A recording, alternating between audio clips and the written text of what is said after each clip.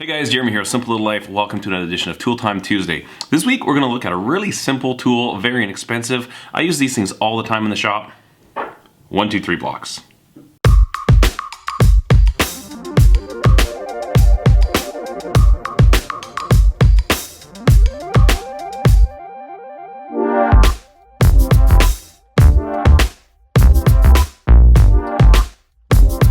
But first, viewer knives. The first knife we'll take a look at this week is sent to us from Josh. Josh is from New Jersey, and this is the third knife that he'd made about a year ago. And a really cool looking blade. I really like the tip on there. The fit and finish look fantastic on this knife. Excellent work, Josh. What a great looking blade. I also really like that little spiky thing at the end there. That looks like a really practical tool for busting windows in an emergency or something like that. Cool knife.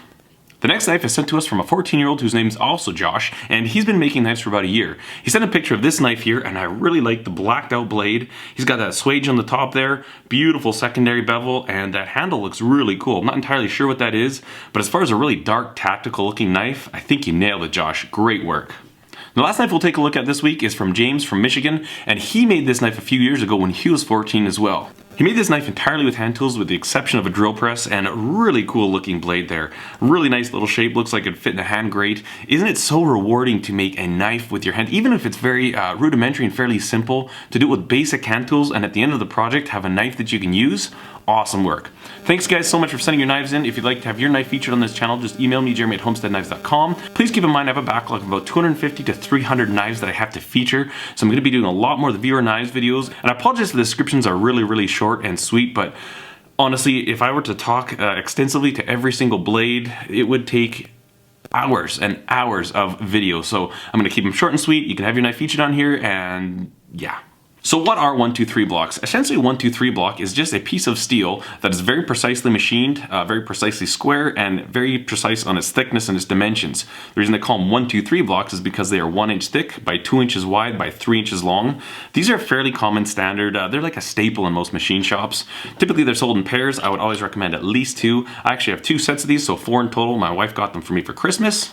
Thanks, honey. These things are relatively inexpensive. They're probably about $20 for a set. So not that much money, and tons of uses around the shop. These are those tools that you just kind of keep around and you can use them for so many different things. They've got a lot of holes in them. Some of these holes are tapped for different clamping and bolting operations.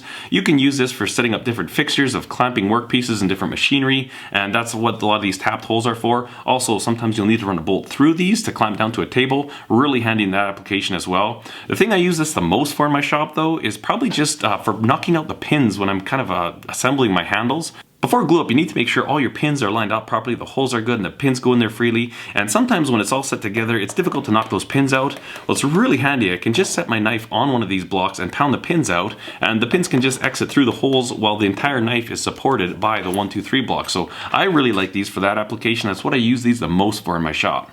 Another common use I use these for is for squaring up my work rest to my platen. You can use a square, but it's kind of nice sometimes when you can just set this big honking heavy piece of steel that's exactly square, and it gives you something to grab and pull to. So you can kind of just grab and force everything together, hold it nice and tight, and then tighten up the bolts, and it's going to be exactly 90 degrees, really quick, a lot easier than using a square to do that operation.